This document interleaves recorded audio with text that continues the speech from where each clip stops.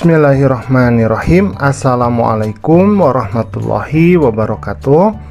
Pada kesempatan kali ini kita akan belajar di kelas 9 bab yang pertama, yaitu materi meyakini hari akhir mengakhiri kebiasaan buruk.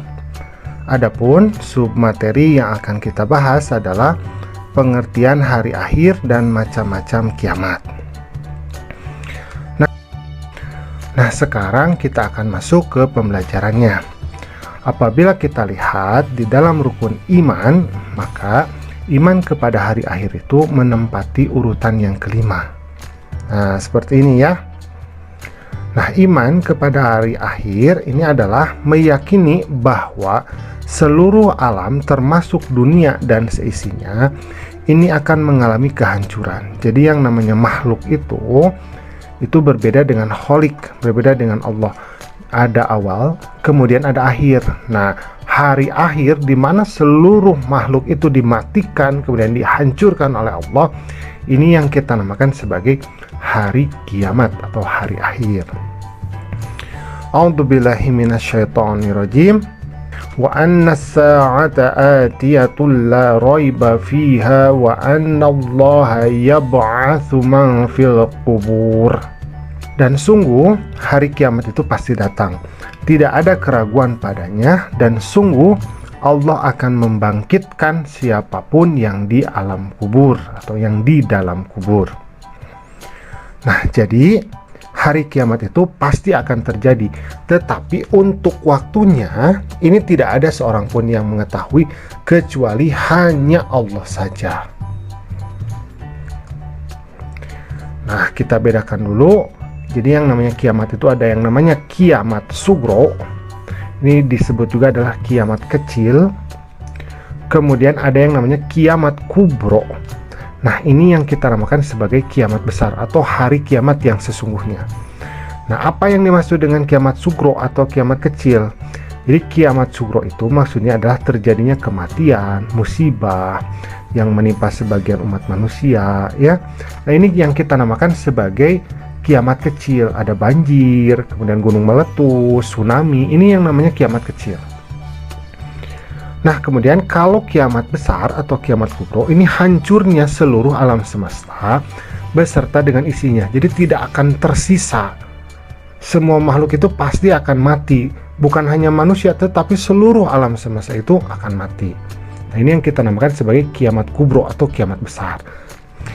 A'udzubillahi minasyaitonirrajim. Yauma yakunun nasu kal farashil mabthuth wa takunul jibalu kal ihnil manfush. Yang artinya pada hari itu manusia seperti laron yang berterbangan dan gunung-gunung seperti bulu yang dihambur-hamburkan. Jadi menggambarkan betapa dahsyatnya peristiwa tersebut. Bahkan manusia itu seperti laron. Jadi maksudnya terlempar-lempar. Gunung itu seperti bulu ya, terlempar-lempar seperti itu. Nah, ada beberapa tanda dari kiamat kecil. Jadi tanda kiamat kecil itu maksudnya adalah tanda menjelang munculnya hari kiamat. Yang pertama, melimpahnya harta benda, kemudian orang enggan menerima sodako, munculnya orang-orang yang mengaku nabi, kurangnya sifat amanah, banyak pejabat yang zolim, perzinahan, minuman keras, obat terlarang menjadi merajalela, memperindah masjid tetapi tanpa memakmurkannya, jadi maksudnya tidak diisi ya, berlomba-lomba mendirikan bangunan, banyaknya pembunuhan, banyaknya kemusyrikan di kalangan umat Islam, merajalela sadisme, pemutusan silaturahim, buruknya hubungan bertetangga, orang-orang tua berlagak seperti anak muda, merajalelanya riba dan sifat kikir. Kikir itu artinya pelit, mengucap salam hanya kepada orang yang dikenal, wanita-wanita berpakaian tetapi telanjang, banyak kebohongan dan informasi yang simpang siur. Nah, ini merupakan tanda-tanda dari kiamat kecil. Kemudian ada juga yang lainnya, tanda-tandanya. Misalkan hamba sahaya perempuan melahirkan tuannya. Jadi maksudnya anak itu memperlakukan ibunya itu seperti hamba sahaya, jadi seperti pembantu ya. Kemudian ilmu agama dianggap tidak penting, perzinahan, minuman keras, fitnah, pembunuhan, merajalela di mana-mana. Jumlah wanita lebih banyak daripada laki-laki, kemudian banyaknya terjadi gempa bumi, musibah, bencana alam, ya, kemudian lahirnya Dajjal yang mengaku dirinya utusan Allah dan sebagainya. Nah, kemudian ada yang namanya tanda-tanda kiamat besar. Nah, kalau tanda-tanda kiamat besar artinya hari kiamat itu sudah di depan mata. Hari kiamat itu akan segera tiba. Seperti itu. Jadi yang pertama cirinya itu adalah dabatul ard. Jadi binatang ajaib yang dapat berbicara dengan manusia. Jadi nanti akan ada binatang yang bisa berbicara dengan manusia. Kemudian turunnya Imam Mahdi. Kemudian adanya Dajjal. Nah, kemudian turunnya Nabi Isa alaihi salam atau Nabi Isa al-Masih, karena Nabi Isa itu belum dicabut nyawanya oleh Allah, tetapi diangkat ke langit. Dah nanti ketika hari kiamat akan tiba itu, Nabi Isa itu kemudian akan diturunkan kembali. Kemudian datangnya bangsa Yajus dan Majus, ya.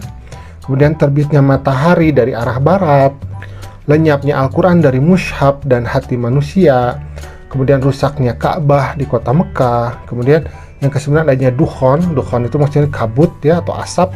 Jadi kabut selama 40 hari ini akan mematikan semua orang beriman yang sejati, sehingga mereka tidak perlu mengalami tanda-tanda kiamat lainnya. Jadi ketika kiamat terjadi itu, orang mukmin itu sudah tidak ada. Jadi semua manusia itu memang manusia-manusia kafir, manusia-manusia yang ingkar kepada Allah. Jadi orang-orang mukmin itu sudah tidak ada. Kemudian yang ke-10, bila manusia di alam ini telah menjadi kafir semuanya. Nah, kemudian ini ada nama-nama lain dari hari kiamat, ya. Ada yang namanya Yaumul Qiyamah, artinya hari kiamat. Yaumul Mahsyar, hari berkumpul. Yaumul Hisab, hari perhitungan. Yaumul Zalzalah, hari kegoncangan atau keruntuhan. Yaumul Sa'iqah, hari keguncangan. Yaumul Waqi'ah, hari kejatuhan. Yaumul Qari'ah, hari keributan. Yaumul Ghasyiyah, hari pembalasan. Yaumul Rajifah, hari rindu yang besar. Yaumul Haqqah, hari kepastian. Yaumut Tammah, hari bencana agung. Yaumut Talak, hari pertemuan. Yaumut Tanad, hari panggilan. Yaumul Jaza, hari pembalasan. Yaumul Wa'id, hari ancaman. Yaumul Ard, hari pertontonan. Yaumul Mizan, hari pertimbangan. Yaumul Fasl, hari pemisahan. Yaumul Jami', hari pengumpulan. Yaumul Tagbun, hari terbukanya segala kecurangan. Yaumul Ba'ats, hari kebangkitan. Yaumul Khizi, hari kehinaan. Yaumul Asir, hari yang sangat sulit. Yaumuddin, hari perhitungan. Yaumun Nusyur, hari kebangkitan. Yaumul Khulud, hari yang kekal. Yaumul La Raiba Fih, hari yang tidak ada lagi keraguan padanya. Yaumul Akhir, hari akhir. Yaumun La Tajzi Nafsun An Nafsin Syai'a, hari yang tidak dapat seseorang diberi ganjaran oleh orang yang lain sedikit pun. Jadi ada banyak, ya. Nah, alhamdulillah pembelajaran kita pada kesempatan kali ini sudah selesai. Terima kasih, ya, sudah mau menyimak. Assalamualaikum.